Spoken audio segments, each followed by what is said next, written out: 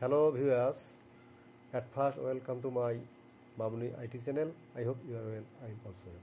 Today I'll discuss how to make the negative sentence very easily. Let's get started. Spoken Rule 17. Structure subject plus was plus where plus not plus noun. Example, according to the first subject is I, followed by was, followed by not, and then the student is noun.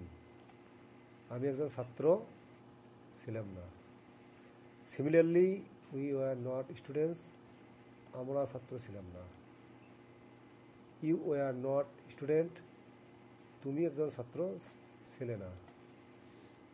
You were not students.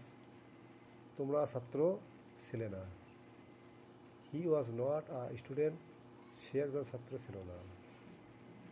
Bilal was not a student. Bilal একজন ছাত্র ছিল না। They were not students. তারা ছাত্র ছিল না। These were not books.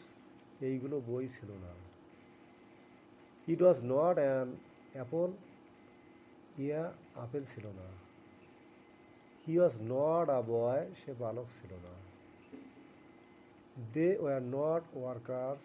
তারা শ্রমিক ছিল না। He was not a teacher. সে একজন শিক্ষক ছিল না। She was not a doctor.